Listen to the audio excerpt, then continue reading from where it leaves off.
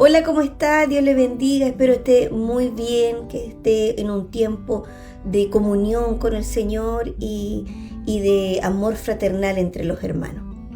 Estamos en este estudio, Carta a los Hebreos.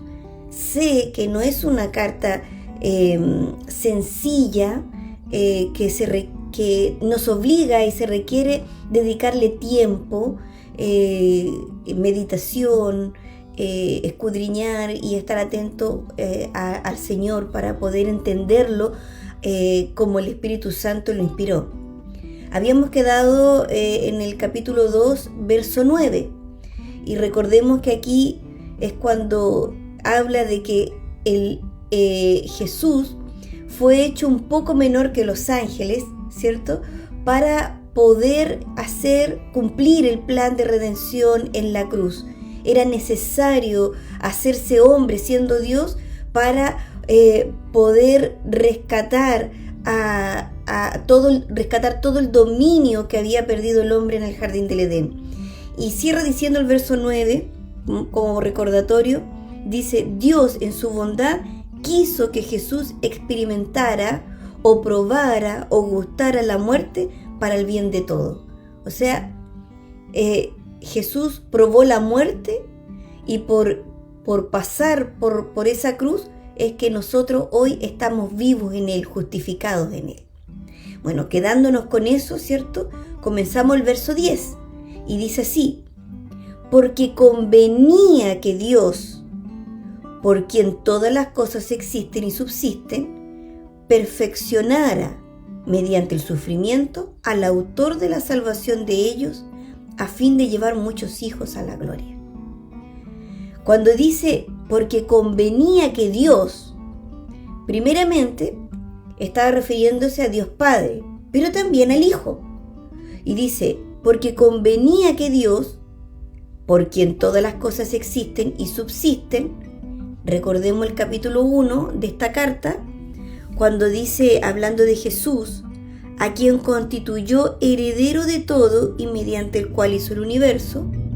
O en el verso 3, cuando dice, Él, por Jesús, es quien sustenta todas las cosas con la palabra de su poder. Por lo tanto, en este verso 10, cuando dice, porque convenía que Dios, primeramente refiriéndose a Dios Padre, por quien todas las cosas existen y subsisten, también se está refiriendo al Hijo. Y habla de que conviene, que es útil, que es provechoso, que era necesario. Dice, perfeccionara mediante el sufrimiento al autor de salvación de ellos, a fin de llevar muchos hijos a la gloria. O sea, esta palabra que suena así como de repente un poco chocante, que diga que convenía a Dios pasar por este sufrimiento a Jesús. Pero esta conveniencia es una conveniencia necesaria. Y es una conveniencia que habla de la naturaleza de Dios, que Dios es amor. Por lo cuanto no podía permitir que la humanidad se perdiera de esta manera, su creación se perdiera. Tenía que por cuanto su naturaleza de amor, haber un rescate. Y este rescate tenía que ser a través del sacrificio de Jesucristo. Por la misma palabra que dice que la paga del pecado es muerte. Por lo tanto, alguien tenía que morir. Y quien tenía que hacerlo era nuestro Señor. Era el unigénito Hijo de Dios. Porque también tenía que ser Dios. Entonces, era conveniente para el Padre, en su naturaleza de amor, de rescatarlo. Era conveniente para el Hijo, para el unigénito, para Cristo, para el Salvador, recuperar, ¿cierto?, al hombre, a la humanidad, por cuanto es creación de su creación. Y también era conveniente para nosotros, los redimidos. Claro que sí. Si no es por este amor, si no es porque el Padre nos amó primero, si no es por esa naturaleza de amor de Dios, nosotros estaríamos todavía perdidos. Entonces aquí dice, porque convenía que Dios, por quien todas las cosas existen y subsisten, perfeccionara mediante el sufrimiento al autor de salvación de ellos. Era conveniente que pasara por este sufrimiento, y para ello quiero leer un poquito más adelante de esta carta, Hebreos 5, el verso 8 y verso 9 dice: aunque era hijo, hablando de Jesús, aprendió a obedecer mediante el sufrimiento, y una vez que alcanzó la perfección, llegó a ser el autor de la salvación eterna para todos los que le obedecen. O sea, para todos los redimidos, para todos nosotros que obedecemos un mandamiento, que obedecemos nos mantenemos en este plan de redención, dice, es para nosotros Cristo el autor de nuestra salvación. Qué precioso. Por eso dice que era conveniente para Dios, era conveniente para aquel que las cosas existen y subsisten, conveniente para el Hijo, para Cristo, ser perfeccionado mediante el sufrimiento. Y por cuanto fue perfeccionado por este sufrimiento, la cruz, es llamado autor y salvación. ¿Para quién? Por nosotros. Nosotros le reconocemos como el autor, ¿cierto? El autor de nuestra salvación. Y dice, ¿con qué objetivo, con qué plan? Cierra diciendo el verso 10. A fin de llevar muchos a la gloria. ¿No les parece extraordinario cómo es el plan de redención al cual usted, hermano y hermana, somos parte? Que el Señor convenía hacer pasar por este sufrimiento la cruz a su unigénito, por cuanto Él nos amó primero, para rescatar al hombre que perdió el dominio ahí en el jardín del Edén, y que nos lleve para estar una gloria con Él, una eternidad con Él. Maravilloso. Sigo leyendo el verso 11, dice así: porque el mismo origen tiene el que santifica y los que son santificados. Por eso no se avergüenza de llamarlos hermanos. O sea, tanto Jesucristo como los redimidos tenemos el mismo Padre, ¿ya? Y dice que Jesús no se avergüenza de llamarnos a nosotros hermanos.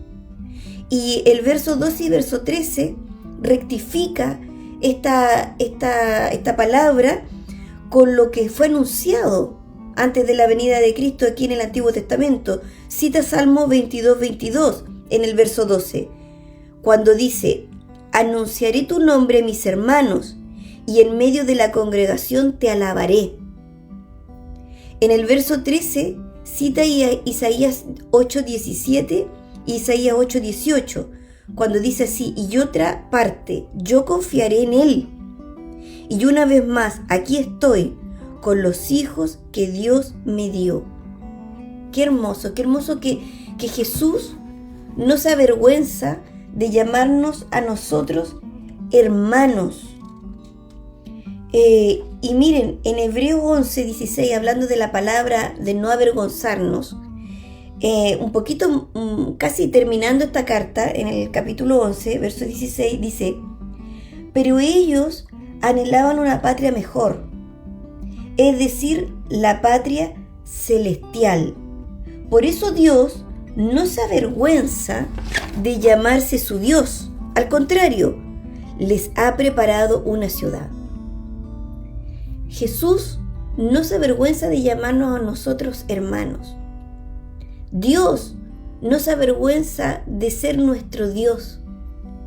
Y esto me lleva también a Romanos 1:16, cuando el apóstol Pablo dice: porque no me avergüenzo del Evangelio, porque es poder de Dios, para salvación a todo aquel que cree, al judío primeramente y también al griego. Así nosotros no debemos avergonzarnos del Evangelio que nosotros predicamos, porque por medio de este Evangelio nosotros hemos sido rescatados de una muerte eterna a una vida eterna con Él, ¿ya? Y este Evangelio es también por el cual nosotros profesamos, proclamamos, somos embajadores del Ministerio de la Reconciliación. Es una tarea que tenemos los redimidos, que al ser siervos de la justicia, de proclamar el Evangelio, de estar disponible en todo momento y en todo lugar para aquel que esté dispuesto a recibir este Evangelio, que estemos disponibles para hablarle del Creador, de la salvación, de quien nos amó primero, por el cual Dios le era conveniente hacerlo pasar por el sufrimiento de la cruz para poder rescatar a la humanidad. Y nosotros que somos rescatados también nos es conveniente proclamar este Evangelio para que tener muchos hermanos.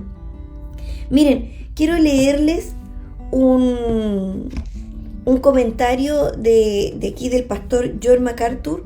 Este es un libro de comentario, ¿ya? Aquí les puedo mostrar, del libro de Hebreos y también de Santiago. Pero miren qué precioso, se los quiero leer. Dice: el Señor Jesús nunca llamó hermanos a los de su pueblo antes de la cruz. Nunca los llamó hermanos. Antes del Calvario los llamó discípulos, amigos u ovejas, pero nunca hermanos. ¿Por qué? Porque en realidad no podrían ser hermanos hasta después de la cruz, cuando Él pagó su pecado y les impartió su justicia. Solo entonces se hicieron hermanos espirituales del Señor. Tan pronto como Jesús se levantó de los muertos, le dijo a María: ve a mis hermanos. Por primera vez llamó hermanos a sus discípulos. Qué hermoso, hermano. Qué hermoso esta familia a la cual nosotros pertenecemos, al cual Jesús nos injertó en su cuerpo. Por eso es tan importante estar en comunidad, por eso es tan importante la congregación, por eso es tan importante proclamar el Evangelio, pero nunca olvidarnos por qué somos parte de este cuerpo, nunca olvidarnos por qué nos llamamos hermanos, porque Dios envió a su único Hijo para todo aquel que en Él cree. Era conveniente que Cristo pasara por la cruz para que nosotros hoy, como rescatados, como redimidos, como portadores de la sangre de Cristo, nos llamemos hermanos. Eso, Dios le bendiga. Si Dios así lo quiere, nos vemos en otra ocasión. God bless you. Shalom. Dios abençoe.